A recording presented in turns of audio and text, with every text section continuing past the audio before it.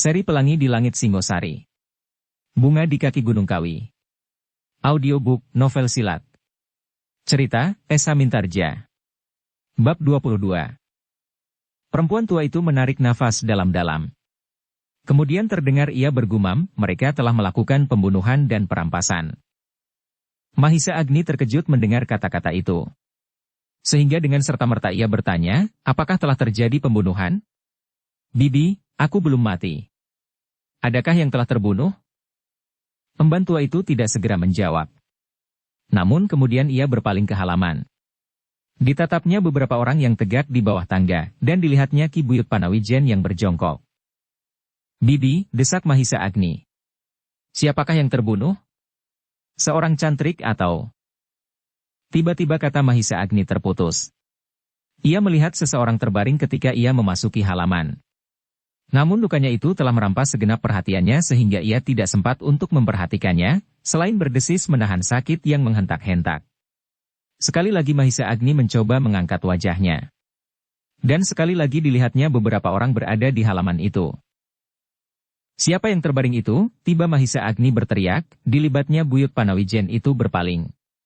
Kemudian tampaklah ia berdiri dan berjalan perlahan-lahan naik ke pendapa.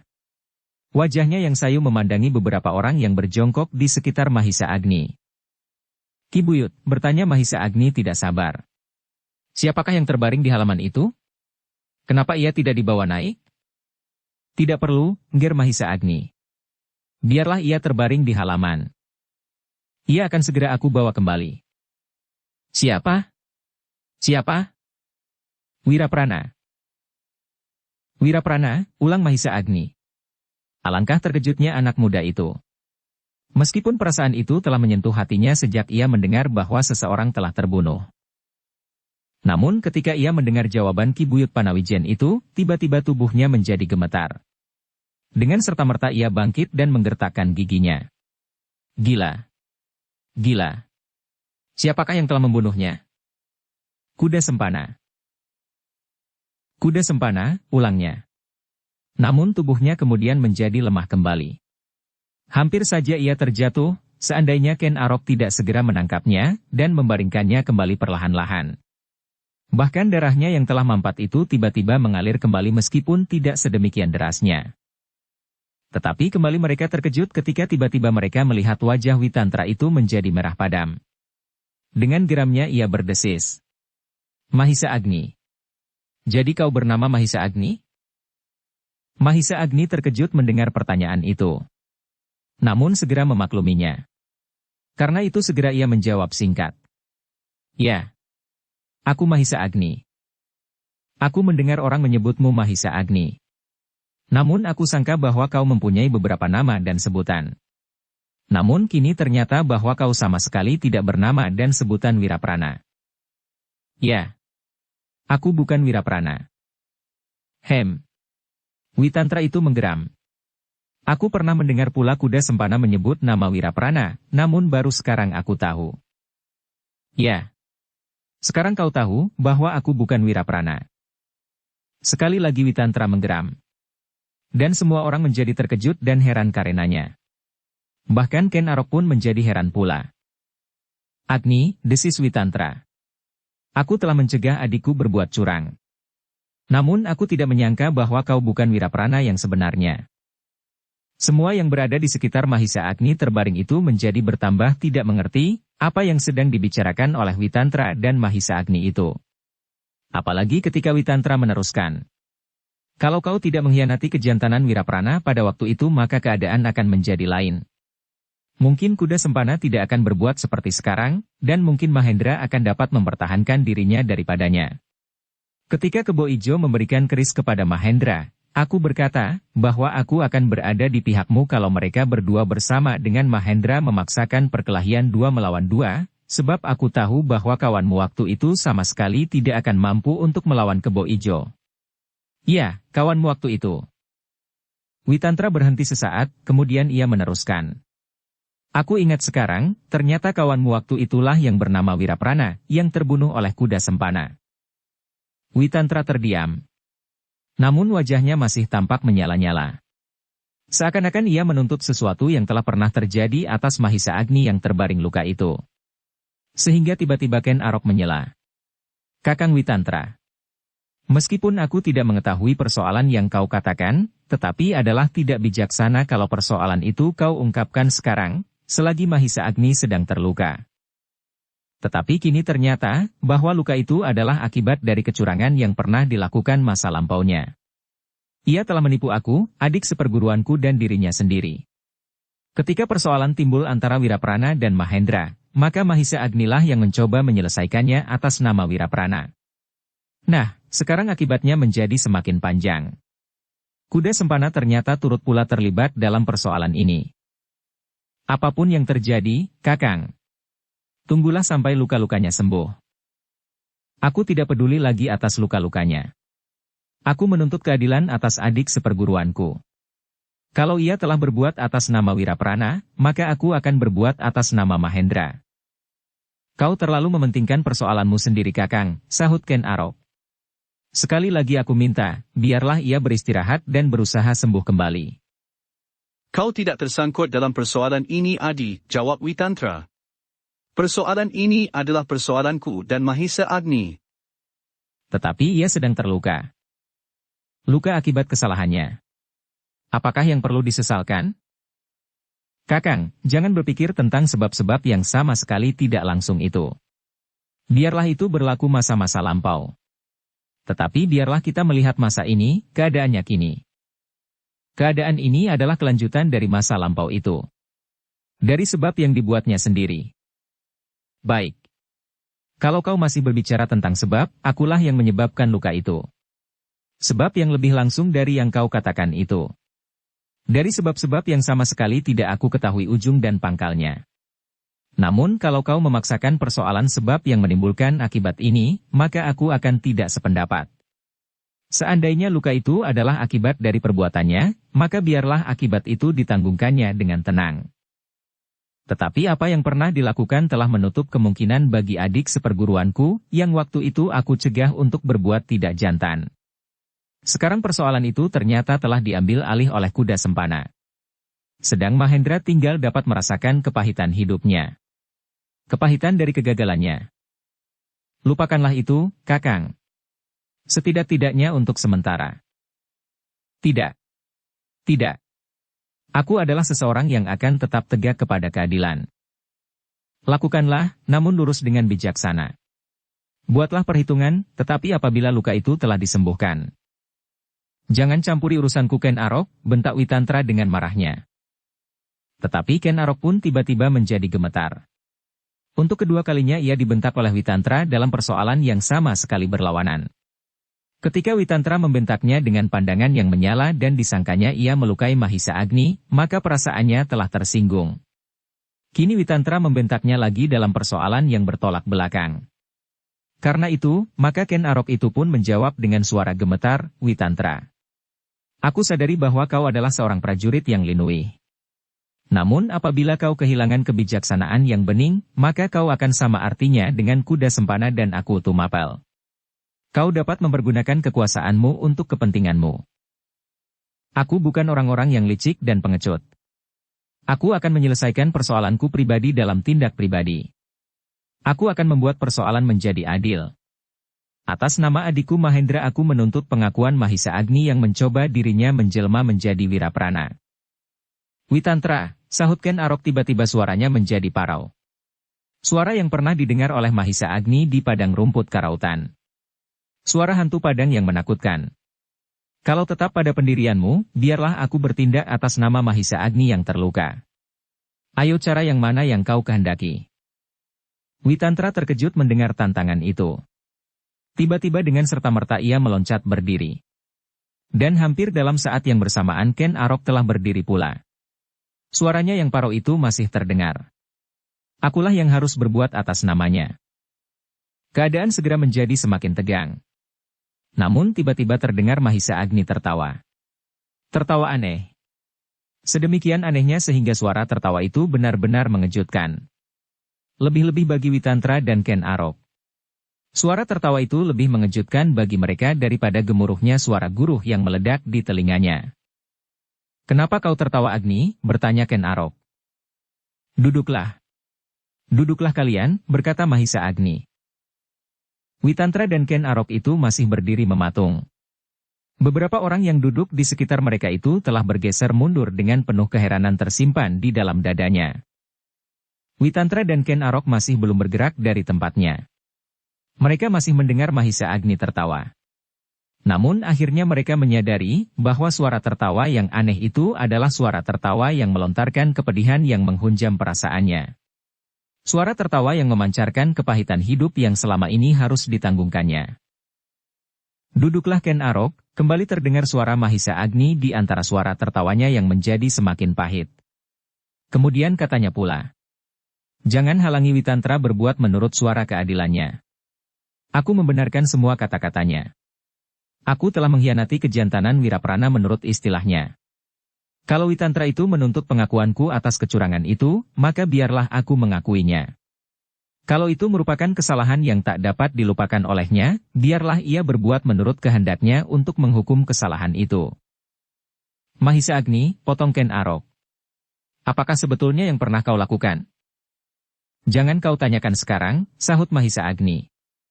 Aku sedang tidak bernafsu untuk banyak berbicara, aku lebih senang menikmati perasaan nyeri di punggungku. Namun dalam pada itu, aku akan mempersilakan Witantra berbuat sesuka hatinya. Ken Arok terdiam karenanya. Meskipun berbagai pertanyaan berputar-putar di dalam benaknya, namun ia tidak dapat berbuat sesuatu. Kini ia berdiri saja seperti tiang-tiang pendapa yang diam kaku. Witantra menarik nafas dalam-dalam. Dipandanginya Mahisa Agni yang terbaring diam. Bahkan seakan-akan ia tidak memperhatikannya sama sekali. Mahisa Agni, geram Witantra. Aku menjadi sangat kecewa atas perbuatanmu itu. Sekarang kau pergunakan kesempatan sebaik-baiknya. Dengan lukamu itu kau akan dapat menghindari setiap pertanggungan jawab yang harus kau berikan kepadaku, atas nama adikku Mahendra. Dengan lukamu itu kau akan dapat mengatakan, bahwa semua persoalan akan ditunda. Sebab kau mengharap bahwa aku tidak akan membuat perhitungan dengan seseorang yang sedang terluka. Kembali Mahisa Agni tertawa. Alangkah pahitnya. Dipalingkannya wajahnya memandang kepada Witantra yang berdiri dengan garangnya. Kemudian katanya. Lucu sekali. Apa yang lucu, bentak Witantra. Kau, Ken Arok, aku, Kuda Sempana, aku Tumapel dan semua orang. Witantra memandang Mahisa Agni semakin tajam. Bahkan kemudian ia menggeram, jangan mengigau Agni. Tidak. Aku tidak mengigau. Aku berkata sebenarnya, bahwa orang-orang yang pernah aku kenal, ternyata tidak lebih daripada badut-badut yang menggelikan. Jangan menghina. Aku tidak menghina. Kalau aku mengatakan apa yang sebenarnya bukankah aku tidak menghina? Coba, Witantra, apakah yang kau lakukan itu wajar? Baru saja kau marah-marah kepada Ken Arok. Kau sangka anak muda itu melukai aku. Aku sangka kau benar-benar berbuat dengan jujur. Dengan sepenuh hati. Aku sangka kau benar-benar tidak ikut dalam perkosaan ini. Aku tidak turut dalam perkosaan ini, potong Witantra dengan lantangnya. Wajahnya menjadi semakin merah karena kemarahan yang melanda dadanya. Kenapa kau tidak turut? Aku tidak mau melihat kesewenang-wenangan. Aku tidak mau melihat penindasan yang tidak semena-mena. Oh, desis Mahisa Agni. Meskipun anak muda itu tersenyum, namun matanya memancarkan kepedihan yang tiada taranya. Katanya kemudian, itulah Witantra. Bukankah dunia ini hanya dipenuhi oleh badut-badut yang sama sekali tidak berarti? Kau tersentuh rasa keadilanmu karena aku menamakan diriku Wiraprana. Kau tidak mau ikut serta dalam tindakan yang sewenang-wenang, namun apakah sebenarnya yang kau lakukan itu? Kau menentang perbuatan aku Tunggul Ametung yang melindungi Kuda Sempana bukan karena kau tidak mau melibat kesewenang-wenangan. Namun kau menjadi iri bati karenanya. Kau iri, kenapa kesempatan itu diberikan oleh aku kepada Kuda Sempana? Tidak kepada adikmu Mahendra. Bohong, teriak Witantra. Dengan jari-jari yang gemetar ia menunjuk kepada perempuan tua di samping Mahisa Agni. Perempuan itu melihat apa yang telah aku lakukan. Perempuan itu melihat bahwa aku telah mengeluarkan perintah untuk menangkap Witantra. Perempuan itu melihat bahwa aku telah mengancam aku untuk menggantung aku besok. Nah, apalagi? Aku tidak mau ikut serta dalam perbuatan yang terkutuk itu. Perbuatan yang meninggalkan kebebasan perseorangan untuk berbuat menurut pilihan sendiri. Dan aku akan menanggung akibatnya. Aku sama sekali tidak berpikir tentang Mahendra. Aku sudah melupakannya seandainya aku tidak tahu bahwa kau telah menipu aku, menipu Mahendra sehingga kesempatan kuda sempana menjadi lebih baik daripadanya. Nah, jangan kau pungkiri kata-katamu sendiri. Kau tidak mau melihat kesewenang-wenangan. Kau tidak mau melihat perbuatan yang meninggalkan kebebasan perseorangan untuk berbuat menurut pilihan sendiri. Kau tidak mau melihat bahwa dengan kekuatan orang memaksakan kehendaknya? Benar? Nah, katakan kepada Kuitantra, seorang prajurit yang jujur, yang mencoba berdiri tegak di atas keadilan. Kau menentang semuanya itu, karena semuanya itu akan menguntungkan orang lain. Menguntungkan kuda sempana. Bukan menguntungkan adikmu Mahendra. Tetapi Witantra yang bijaksana. Kau melihat sendiri, apa yang akan dilakukan oleh Mahendra. Keadilan yang kau katakan itu benar-benar timpang. Kalau Mahendra ingin memaksakan kehendaknya dengan kekuatan yang diagung-agungkan saat itu. Kalau Mahendra ingin mengadakan pertandingan untuk merebutkan Dedes dengan kekuatan. Ya, seandainya aku tidak menyebut diriku Wiraprana saat itu. Apakah yang terjadi Witantra? Apa? Mungkin Wiraprana telah mati saat itu. Apakah kau dapat menjamin bahwa perkelahian yang demikian tidak akan dapat berakibat maut? Sedang apakah kau menasihati adikmu itu untuk menanyakan saja kepada Ken Dedes, pilihannya menurut kebebasan yang dimilikinya? Hei! Witantra menjadi gemetar mendengar kata-kata Mahisa Agni itu. Wajahnya yang merah seakan-akan memancarkan nyala kemarahannya. Tetapi ketika ia bergeser setapak maju, maka Ken Arok pun bergerak pula setapak. Dengan suara yang bergetar karena menahan gejolak perasaannya, Witantra berkata, Mahisa Agni. Kau mencoba mencari alasan untuk melindungi kesalahanmu. Kau mencoba mencari sebab, kenapa kau seakan-akan sudah seharusnya berbuat demikian. Tidak, potong Agni. Aku tidak pernah mengingkari kesalahan itu. Aku sudah mengakuinya. Dan aku tidak akan mencari dalih apapun yang dapat menutupi kesalahan itu. Tetapi sekarang marilah kita melibat diri kita masing-masing. Aku melihat diriku dan kau melihat ke dirimu. Tetapi pada saat itu Mahendra berbuat dengan penuh tanggung jawab. Ia tidak memperalat kekuasaan atau orang lain. Ia berbuat sendiri. Ia memperjuangkan cita-citanya sendiri. Jadi apakah dengan demikian perbuatannya itu dapat dibenarkan? Bukankah dengan demikian, maka kekuatan jasmaniahlah yang harus menentukan keputusan? Bukan kebenaran menurut penilaianmu. Kebebasan seseorang untuk menentukan pilihan. Bagaimanakah kalau kemudian Mahendra menang atas Wiraprana?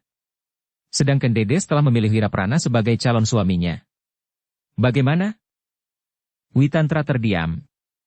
Ia tidak dapat menjawab pertanyaan Mahisa Agni itu, bahkan lamat-lamat dapat dilihatnya pula bahwa sebenarnya adik seperguruannya ada saat itu pun akan mempergunakan kekuatannya untuk memaksakan kehendaknya. Dalam pada itu terdengar Mahisa Agni yang terluka itu berkata lantang, Nah, Witantra. Sekarang lihatlah. Yang terbaring di halaman itu adalah Wiraprana. Ia mati karena orang lain ingin merampas haknya dengan kekuatan dan kekuasaan. Wiraprana ternyata telah menjadi korban dari sikap damainya. Sejak semula ia tidak pernah membayangkan bahwa pada suatu ketika ia harus menghadapi kekerasan. Karena itu, maka ia tidak pernah dengan sungguh-sungguh menekuni ilmu tata berkelahi dan tata bela diri. Ia percaya akan peradaban manusia yang semakin tinggi. Ia percaya akan kedamaian hati dan ia percaya bahwa manusia akan menentukan sikapnya dengan baik di antara sesama manusia, namun ia menjadi korban. Ternyata bahwa Wiraprana tidak dapat hidup di antara manusia pada masa kini dengan sikapnya. Di mana manusia mengorbankan manusia yang lain untuk kepentingannya. Untuk memenuhi nafsunya.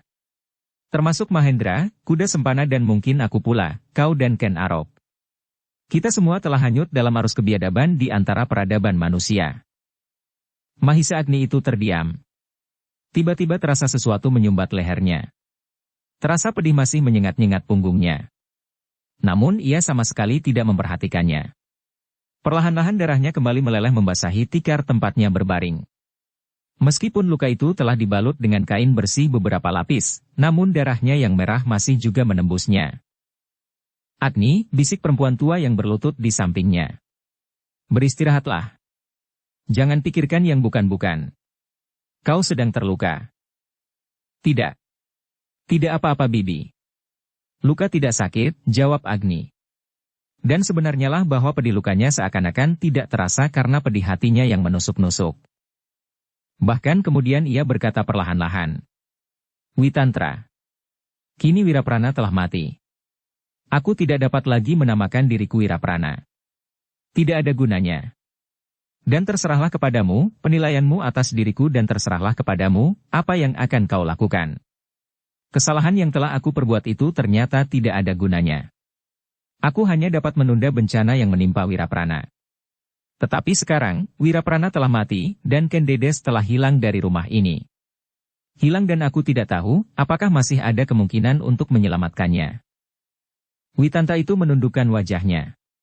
Tiba-tiba ia meletakkan tubuhnya duduk di samping Mahisa Agni. Namun sepatah kata pun tidak diucapkannya. Ken Arok kini sudah dapat membayangkan, meskipun belum sedemikian jelas, apakah yang telah terjadi. Ia pun kemudian duduk pula di samping Witantra dan dengan sepenuh hati ia berkata, Mahisa Agni, aku akan mencoba melepaskan gadis itu dari kuda sempana. Apa yang akan kau lakukan? Terdengar suara Mahisa Agni parau. Ken Arok menggeleng lemah. Aku belum tahu. Tetapi setidak-tidaknya Kendedes harus dibebaskan dari himpitan kedukaannya. Kalau ia menjadi istri kuda sempana maka setiap hari ia akan mengalami derita yang tak akan ada habisnya. Mudah-mudahan kau berhasil. Tetapi arti daripada itu pun sangat jauh daripada yang diharapkannya. Wiraprana, laki-laki yang dicintainya telah mati. Pendapat itu pun kemudian menjadi sepi hening. Ki Buyut Panawijen yang selama ini dia mematung tiba-tiba berkata, Angger Mahisa Agni. Meskipun Wiraprana telah mati, tetapi aku masih akan mengucapkan terima kasih kepadamu. Sebab baru sekarang aku tahu bahwa anakku itu telah pernah mendapat banyak sekali pertolonganmu. Mahisa Agni menarik nafas dalam-dalam. Ketika ia memandang wajah Buyut Panawijen itu, maka dilihatnya betapa duka yang telah menggores di dinding hatinya. Wiraprana adalah anak satu-satunya. Dan kini anak itu mati. Mahisa Agni hampir tidak dapat menahan hatinya ketika buyut tua itu berkata, Angger, sepeninggal Wiraprana, maka perkenankanlah aku mengambil kau sebagai gantinya. Aku ingin menumpang kebanggaan Empu Purwa yang telah memiliki seorang anak laki-laki yang mengagumkan. Kalau kau sudingger, jangan kau rubah kebiasaanmu berkunjung ke rumahku. Rumah itu kini menjadi rumahmu pula. Terima kasih, desis Mahisa Agni. Tetapi ia tidak dapat meneruskan kata-katanya. Hatinya menjadi bertambah pedih, sakit dan pahit. Ia harus menghadapi persoalan-persoalan yang tak akan dapat dilupakannya sepanjang hidupnya. Ki Buyut Panawijen itu pun menjadi semakin suram. Terasa betapa ia berusaha untuk menguasai perasaannya. Dengan suara yang hampir tidak terdengar ia berkata, akhirnya hal ini terjadi. Wiraprana pernah berkata kepadaku, kalau kuda sempana mendapat kesempatan untuk yang ketiga kalinya, maka ia pasti akan dibunuhnya. Ternyata yang dikatakannya itu benar-benar telah terjadi. Kembali pendapat itu menjadi sepi. Isak perempuan tua yang duduk di samping Mahisa Agni menjadi semakin jelas. Dan Ki Buyut Panawijen pun kemudian menyeka matanya yang menjadi basah pula. Sebuah bencana telah menimpa padukuhan ini, desah Ki Buyut Panawijen. Hanya karena di padukuhan ini dilahirkan seorang anak muda yang bernama Kuda Sempana. Tak seorang pun yang menyahut. Wajah Witantra kini tidak lagi tampak menyala-nyala. Bahkan kemudian matanya pun menjadi redup. Ken Arok duduk tepekur sambil menggores-gores lantai dengan kuku-kukunya. Sedang emban pemomong Kendedes yang tua itu masih mencoba menguasai tangisnya. Sekali-sekali diusapnya dahi Mahisa Agni yang menjadi bertambah pucat. Angger, kemudian Ki Buyut Panawijenlah yang memecahkan kesepian itu. Biarlah aku pulang dahulu membawa Wiraprana. Mayat itu akan aku rawat dan akan merupakan peringatan bagi kita, bahwa seorang anak muda yang dilahirkan di tanah ini telah menyebabkan sebuah bencana bagi tanah kelahirannya. Mahisa Agni mencoba untuk bangkit, tetapi terasa punggungnya masih sakit, sehingga Ki Buyut Panawijen itu menahannya. Jangan ger. Tidak usah Angger bangun. Beristirahatlah. Dan lekaslah menjadi sembuh. Mahisa Agni menarik nafas dalam-dalam. Desahnya. Sayang. Aku tidak dapat turut merawat jenazah itu. Sudahlah Ger, sahut Ki Buyut. Kau sendiri terluka. Berbaringlah. Mahisa Agni menggeleng. Katanya perlahan-lahan. Ken Arok. Tolonglah aku. Aku ingin melihat wajah Wiraprana untuk yang terakhir kalinya. Ken Arok menjadi ragu-ragu sejenak. Katanya. Apakah tidak lebih baik kau tetap berbaring di tempatmu? Sekali lagi Mahisa Agni menggeleng, tidak tolonglah aku turun ke halaman. Ken Arok tidak dapat mencegahnya lagi. Dengan hati-hati, dipapahnya Mahisa Agni turun ke halaman, untuk melihat wajah sahabatnya terakhir kalinya. Witantra dan emban tua itu pun tanpa sesadarnya ikut juga berdiri dan berjalan mengiringkannya turun ke halaman. Di samping tubuh Wiraprana yang terbaring diam, Mahisa Agni menekurkan kepalanya. Alangkah pedih hatinya. Sahabatnya itu telah pergi mendahuluinya. Tiba-tiba dada Mahisa Agni itu tersentak. Ia melepaskan Ken Dedes, karena mencintai Wiraprana. Sekarang Wiraprana telah mati, jadi bagaimanakah dengan gadis itu? Namun kembali wajahnya terkulai lemah. Ken Dedes telah pergi jauh.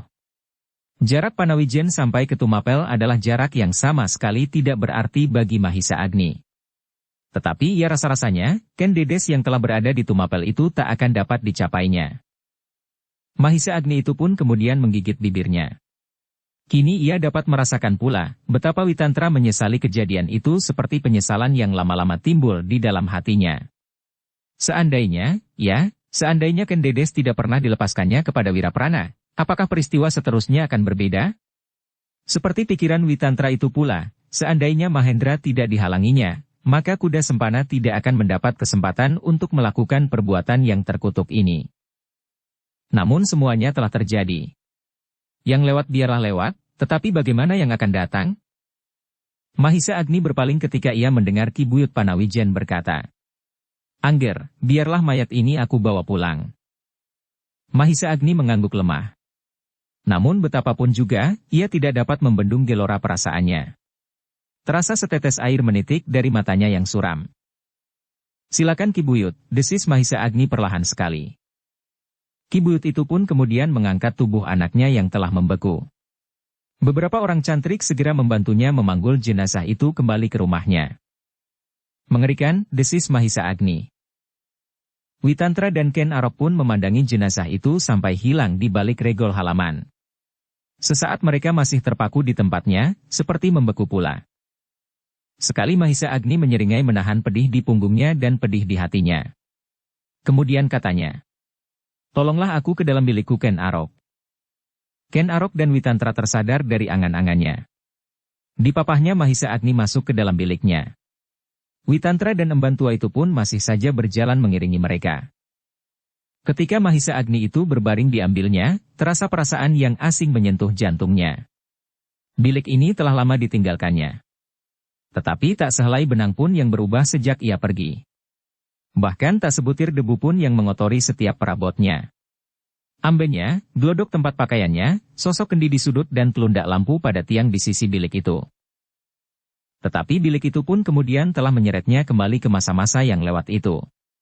Ke masa-masa ia hidup bertahun-tahun bersama-sama dengan seorang gadis yang bernama Ken Dedes dan seorang sahabat yang hampir setiap hari datang berkunjung kepadanya, Wiraprana. Sekarang keduanya telah pergi. Hilang dan tak akan ditemuinya kembali. Sekali lagi Mahisa Agni berdesah. Dilihatnya Ken Arok, Witantra berdiri kaku di samping pembaringannya. Dan dilihatnya perempuan tua itu dengan penuh kecemasan memandanginya. Wajah-wajah yang hadir di dalam biliknya itu adalah wajah-wajah baru bagi Mahisa Agni selain emban tua itu. Sepeninggal Wiraprana, maka hadirlah Ken Arok dan Witantra itu di dalam bilik ini. Tetapi bagaimanakah seterusnya dengan mereka itu? Bilik Mahisa Agni itu pun menjadi sunyi.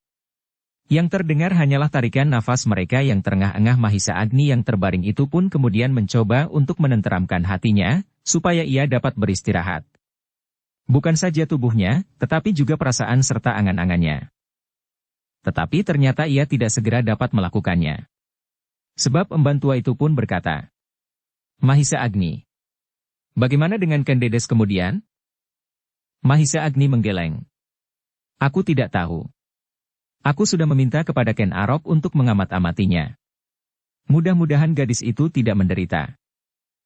Aku tidak dapat berpisah dengan gadis itu, desah emban tua itu. Aku adalah pemomongnya sejak anak itu masih terlalu kecil. Mahisa Agni terdiam. Ia tidak tahu bagaimana memenuhi permintaan itu. Namun tiba-tiba Witantra itu berkata, Bibi, apakah kau pemomong Ken Dedes itu? Yang Ger, sahut perempuan itu. Witantra mengangguk-anggukan kepalanya. Kemudian katanya kepada Ken Arok. Adi, biarlah perempuan tua itu ikut ke Tumapel. Sebelum itu dapat menemui Ken Dedes dimanapun, biarlah ia tinggal bersama keluargaku. Atau keluarga Mahendra. Ken Arok memandang Witantra dengan penuh keraguan-raguan. Apakah orang itu berkata dengan jujur? Baru saja ia mengumpat-umpat Mahisa Agni. Tetapi wajah Witantra menunjukkan kesungguhan hatinya. Sehingga karena itu maka Ken Arok itu pun mempercayainya. Meskipun demikian ia tidak menjawab. Ditatapnya wajah Agni yang pucat itu, berganti-ganti dengan wajah perempuan yang telah berkeriput penuh tekanan-tekanan di masa-masa lampau dan kesuraman di masa kini. Mahisa Agni pun tidak dapat menentukan jawabnya. Karena itu maka ia bertanya kepada emban tua itu. Bagaimanakah Bibi? Bibi untuk sementara tinggal bersama keluarga Witantra atau keluarga Mahendra di Tumapel. Setiap kesempatan akan segera dapat dipergunakan. Bibi dapat bertemu dan selalu melayani Ken Dedes. Mungkin ada hal-hal yang dapat Bibi berikan kepada gadis itu. Perempuan tua itu tidak dapat melihat kemungkinan lain yang lebih baik daripada itu. Karena itu, maka jawabnya. Aku sebenarnya tidak ingin menyibukkan keluarga Angger atau keluarga siapapun. Kami tidak akan berkeberatan Bibi. Akhirnya, maka emban itu pun dengan penuh rasa terima kasih menerima tawaran Witantra untuk pergi bersama ke Tumapel dan singgah sementara di dalam lingkungan keluarganya. Mungkin kesempatan itu akan datang, berada di dekat Ken Dedes kembali sebagai emban yang telah mengenalnya hampir setiap persoalan lahir dan batinnya. Mahisa Agni pun kemudian tidak dapat berbuat lain daripada melepaskan perempuan tua itu pergi.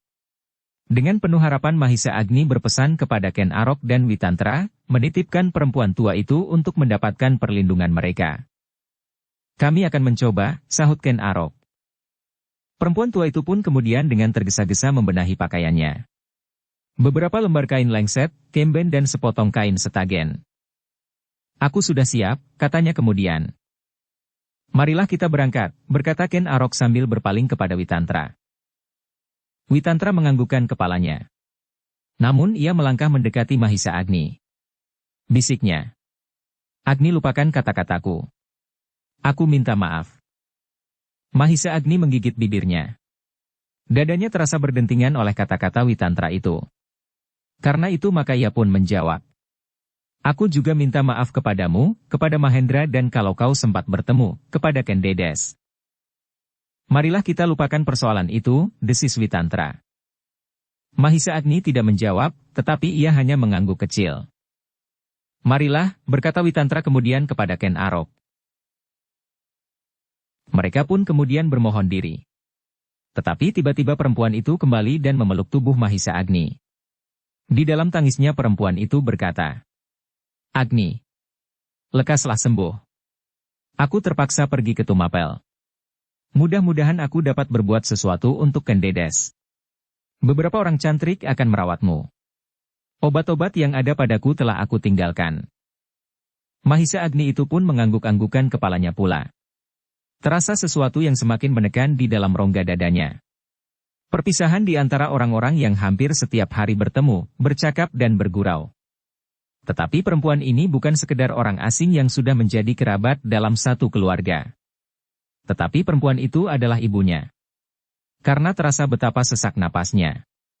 Meskipun demikian dipaksanya juga mulutnya berkata, berangkatlah Bibi. Marilah kita saling berdoa yang Maha Agung akan melindungi kita masing-masing. Akhirnya tubuh Mahisa Agni yang telah menjadi basah karena air mata itu dilepaskannya.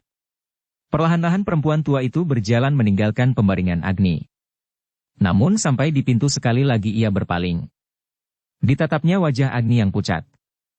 Dan bibir perempuan itu bergetar-getar, namun tak sepatah kata pun yang terloncat keluar.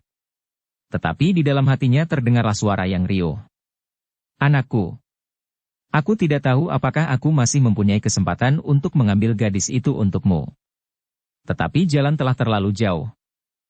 Perempuan tua itu pun kemudian lenyap pula dari halaman rumah Empu Purwa. Meskipun semula ia menolak, namun akhirnya perempuan itu mau juga naik ke atas punggung kuda dengan dilayani oleh Ken Arok. Mereka berdua naik di atas satu punggung kuda. Sedang Witantra dan beberapa orang yang lain, prajurit yang berwajah kasar namun bermata basah dan beberapa kawannya, berkuda di belakangnya. Mereka pergi membelakangi padukuhan yang muram ke kota yang cerah. Namun di belakang kecerahan wajah kota itu tersembunyi berbagai noda-noda hitam mengerikan. Bilik Mahisa Agni pun kemudian menjadi sepi, sesepi hatinya. Orang-orang yang pernah tersangkut di hatinya, satu-satu telah meninggalkannya. Wiraprana telah pergi untuk tidak akan kembali lagi. Ken Dedes telah pergi pula jauh sekali. Gadis itu telah pergi sejak lama dariku, gumamnya seorang diri. Tetapi ia tidak dapat menghibur dirinya sendiri dengan kata-kata itu. Kepergian Ken Dedes kali ini tidak diikhlaskannya seperti kepergiannya yang dahulu. Kepergiannya dari rongga hatinya. Dan yang terakhir ibunya pun telah pergi. Tetapi ia melepaskan ibunya dengan penuh harapan. Setidak-tidaknya ibunya akan dapat menghibur hati Ken Dedes. Tetapi tiba-tiba hatinya memercik seperti api yang tiba-tiba saja menyala. Gurunya. Ya Empu Purwa sampai sekarang belum juga pulang. Bagaimanakah kalau gurunya itu kembali? Apakah orang tua itu akan menjadi marah, ataukah menjadi sedih dan berputus asa? Apakah Empu Purwa yang sakti itu tidak akan mampu mengambil putrinya kembali? Mahisa Agni menarik nafas dalam-dalam. Tumapel adalah suatu negeri yang dikuasai oleh seorang aku lengkap dengan tata pemerintahan dan alat-alat kekuasaannya. Tunggul Ametung memiliki kekuatan yang cukup untuk hanya melawan satu orang. Empu Purwa. Betapa saktinya gurunya dan dengan dirinya sendiri sekalipun, bahkan dengan seluruh penduduk Panawijen, apakah mereka akan dapat melawan Tumapel? Sedang Mahisa Agni pun tahu, setidak-tidaknya dapat menduga, bahwa di dalam istana itu pun pasti ada orang-orang sakti, guru-guru dari para prajurit dan aku sendiri. Meskipun mereka orang seorang seandainya tidak ada yang menyamai kesaktian Empu Purwa, namun mereka akan dapat bersama-sama melawannya. Mahisa Agni pun menjadi bersedih karenanya. Usaha yang dapat dilakukan untuk membebaskan Ken Dedes menjadi semakin jauh dari otaknya. Tetapi, betapapun juga ia masih mengharap, gurunya segera datang kembali. Kalau guru tidak segera kembali, desisnya. Apabila lukaku telah menjadi agak baik, aku akan pergi mencarinya. Mahisa Agni itu terkejut ketika seorang cantrik menjenguknya di ambang pintu. Cantrik yang telah agak tua itu dengan iba memandangnya sambil berkata, "Adakah sesuatu yang perlu aku kerjakan, Ger?" "Tidak, Paman," sahut Agni. Orang tua itu mengangguk-angguk. Katanya masih dari luar pintu. "Emban tua, pemomong Ken Dedes minta aku merawatmu." "Terima kasih, Paman. Kalau perlu, aku akan memanggilmu." "Baik. Aku tidak akan berada terlalu jauh dari bilik ini." Orang tua itu pun kemudian pergi meninggalkannya. Kembali bilik itu menjadi sepi, sesepi hatinya. Dalam pada itu, di jalan yang menuju ke Tumapel, Tunggul Ametung dan kuda Sempana memacu kudanya cepat sekali. Mereka sama sekali tidak menghiraukan bahwa beberapa pasang mata penduduk Tumapel memandangi mereka itu dengan pertanyaan yang memukul-mukul dada. "Apakah sebenarnya yang telah terjadi?" desis salah seorang dari mereka. Kawannya berbicara menggelengkan kepalanya. "Entah," jawabnya. Namun mata mereka tetap memancarkan keheranan mereka. Kuda Sempana masih berpacu di depan sambil menjagai Ken Dedes yang belum juga sadar. Hanya sekali ia menggeliat, namun kemudian ia menjadi pingsan kembali. Kuda Sempana itu pun menjadi cemas melihat keadaan Ken Dedes itu. Karena itu ia berpacu lebih cepat lagi. Ia ingin segera sampai ke Tumapel dan dengan demikian maka Ken Dedes itu segera dapat dirawatnya. Aku dari Tumapel, Tunggul Ametung yang berkuda di belakang kuda Sempana, memandang debu yang mengepul di bawah kaki kuda yang berpacu di hadapannya dengan pandang yang kosong. Tiba-tiba otaknya dirayapi oleh berbagai pertanyaan yang tumbuh di sepanjang jalan. Aku itu melihat apa yang telah terjadi di Panawijen. Dan ia melihat pula, apa yang telah dilakukan oleh kuda Sempana. Dihubungkannya apa yang telah dikatakan oleh kuda sempana sebelum mereka berangkat berburu, dan apa yang telah dilakukannya di rumah gadis itu.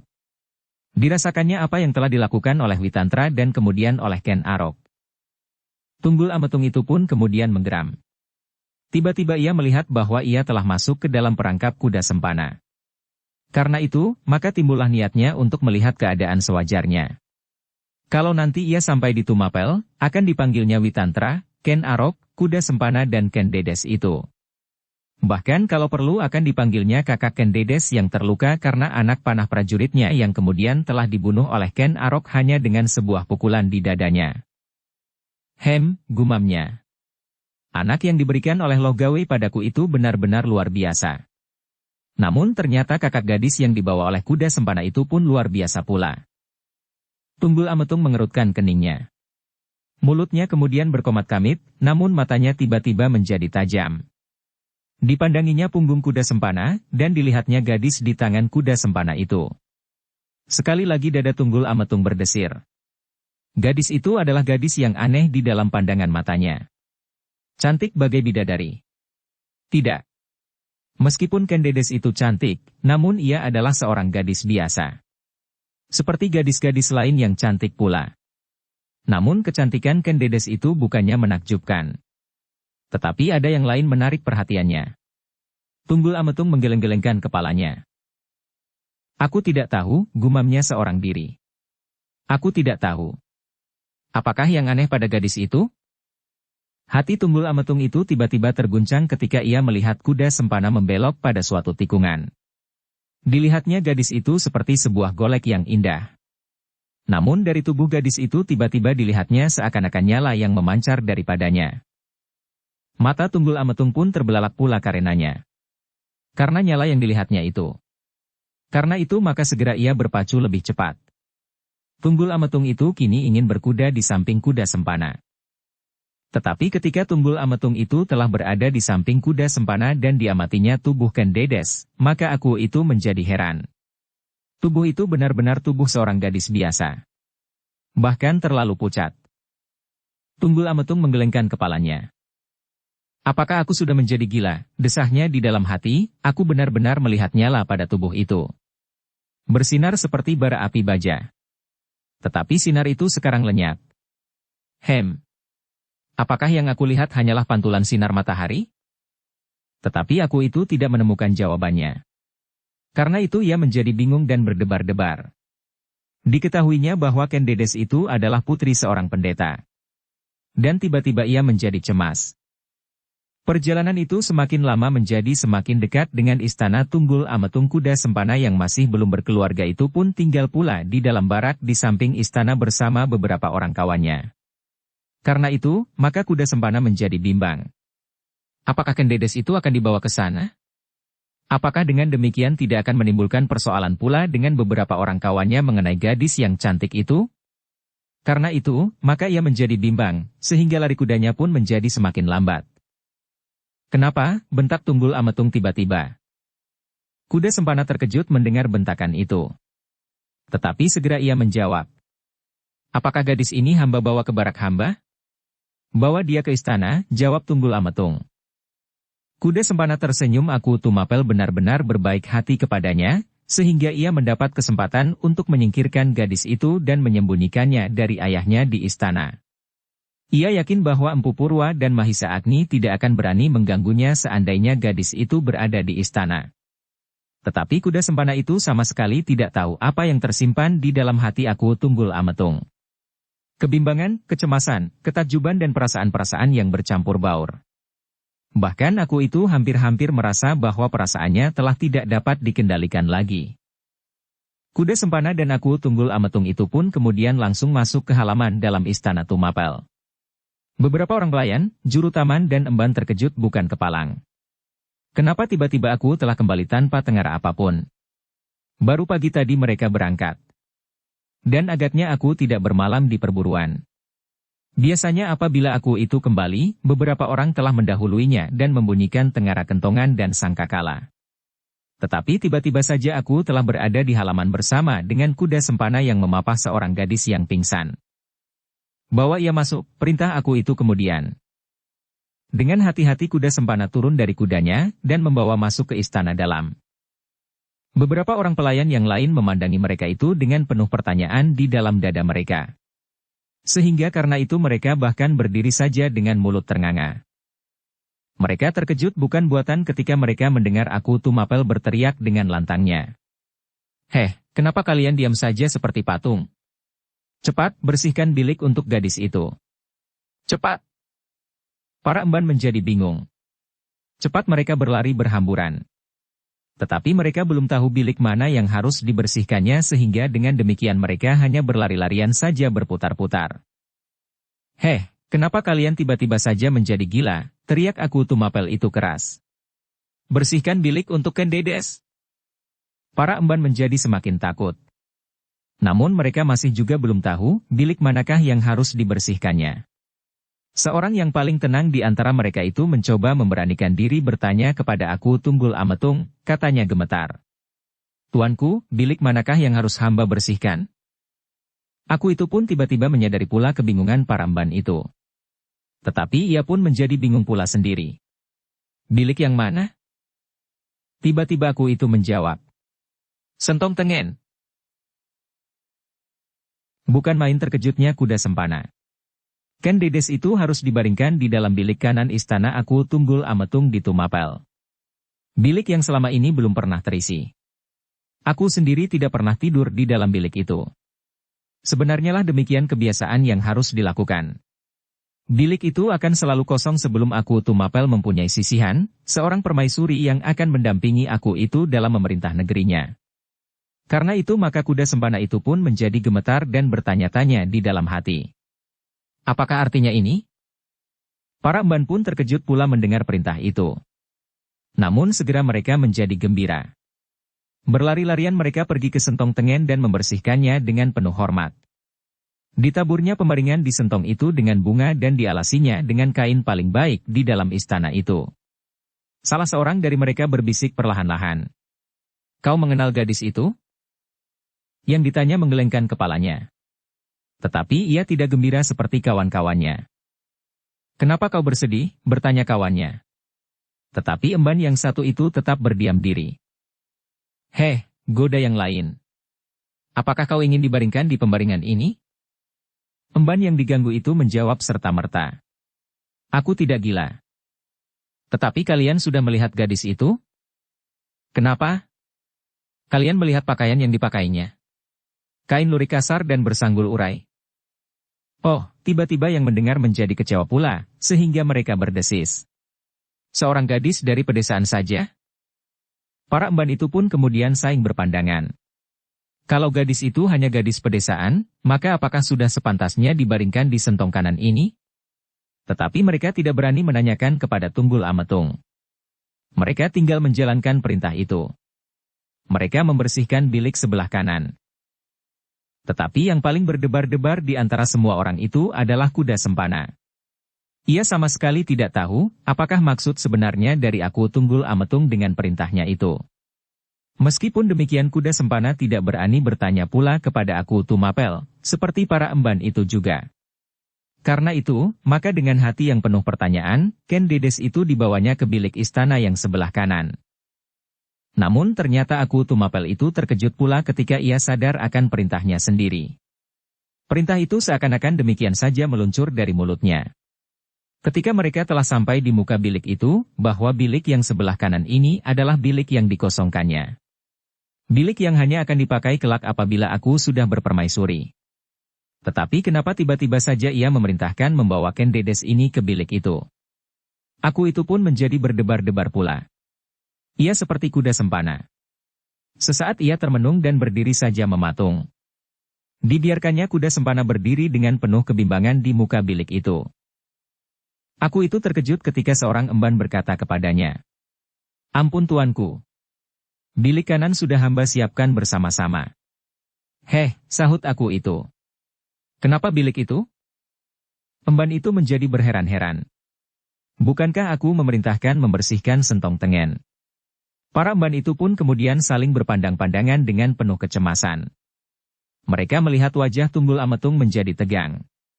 Sekali ditatapnya wajah Ken Dedes yang pucat itu. Kini dilihatnya gadis itu bergerak-gerak. Karena itu maka aku itu pun menjadi semakin bingung. Gadis itu harus segera dibaringkan untuk mendapat perawatan. Kuda Sempana menjadi bingung pula. Terasa di tangannya Ken Dedes mulai menggeliat. Dan terdengar ia merintih perlahan-lahan. Sehingga tanpa sengaja ia bertanya. Ampun aku, di mana gadis ini harus aku letakkan? Aku Tumapel menjadi gelisah. Karena itu, maka sekali lagi tanpa dipikirkannya, ia berkata. Baringkan di bilik itu. Kuda Sempana tidak sempat berpikir lagi. Ken Dedes lalu mulai bergerak-gerak semakin banyak. Karena itu maka segera ia masuk ke sentong tengen, dan dibaringkannya Ken Dedes di pembaringan yang telah menjadi bersih dan ditaburi oleh bunga-bunga yang baunya dapat memberikan ketenangan, sedap.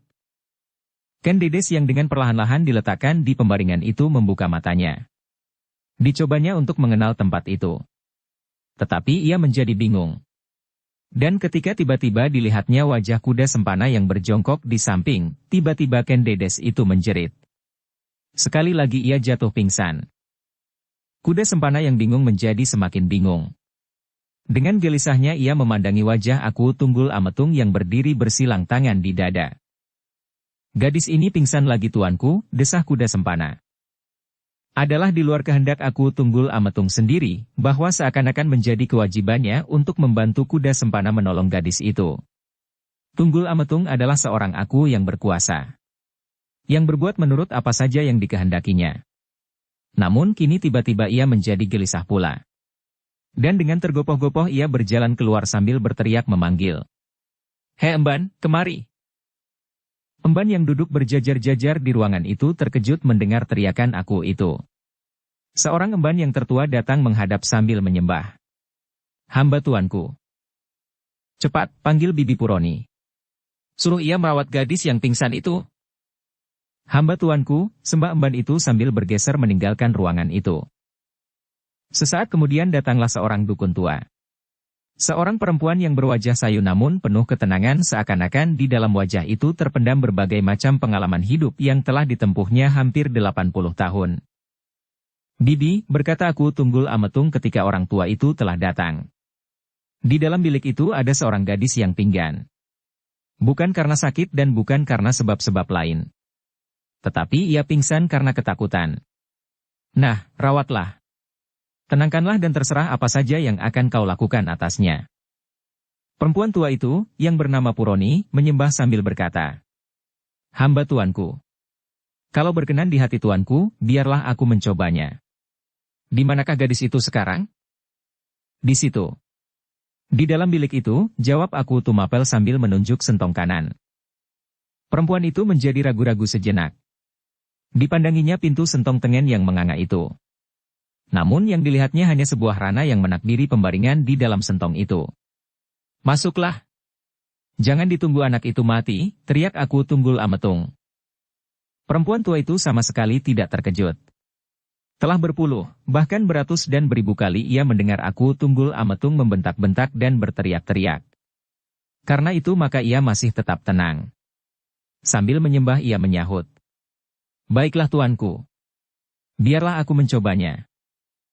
Bibi Puroni itu pun kemudian pergi ke sentong tengen. Ia terkejut ketika dilihatnya Kuda Sempana ada di dalamnya. Oh, desahnya. Apakah Angger sedang menungguinya? Ya, sahut Kuda Sempana pendek. Bersambung ke bab 23. Dukung kami dengan subscribe, follow, like, komen dan share. Terima kasih.